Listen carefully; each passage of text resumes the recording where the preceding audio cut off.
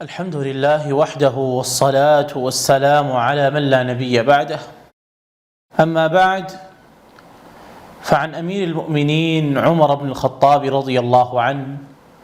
قال: سمعت رسول الله صلى الله عليه وسلم يقول: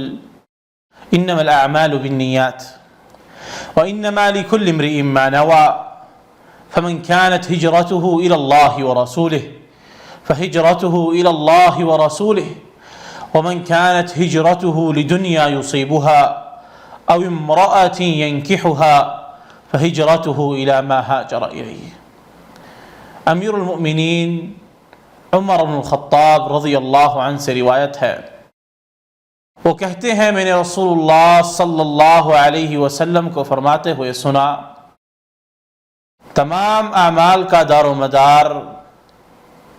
نیت پر ہے، اور ہر شخص کی نیت کے مطابق اس کو جزا ملے گی۔ جس کی ہجرت اللہ تعالیٰ اور اس کے رسول کے لیے ہے تو اس کی ہجرت اللہ تعالیٰ اور اس کے رسول کے لیے ہے، اور جس کی ہجرت حصول دنیا کے لیے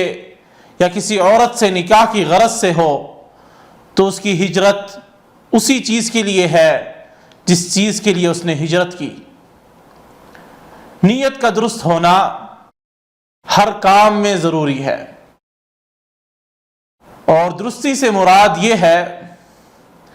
کہ نیک کام خالص اللہ سبحانہ و تعالیٰ کی رضا کے لیے کیے جائیں، کسی کے خوف سے نہ کیے جائیں، نہ کہ کسی کی خوشی حاصل کرنے کے لیے کیے جائیں۔ اس حدیث میں نبی اکرم صلی اللہ علیہ وسلم نے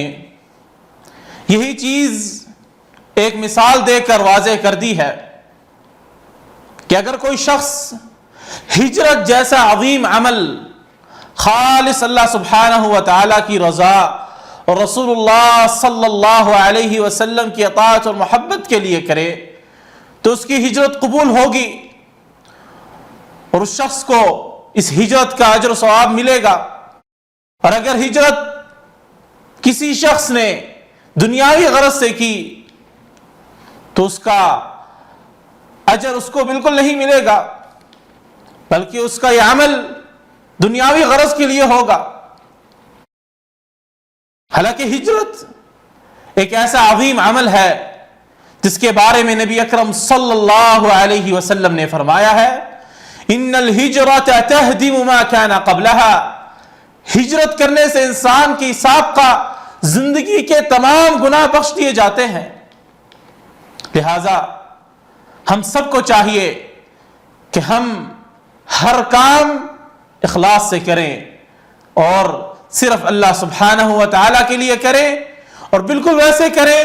جس طرح نبی اکرم صلی اللہ علیہ وسلم نے حکم دیا ہے۔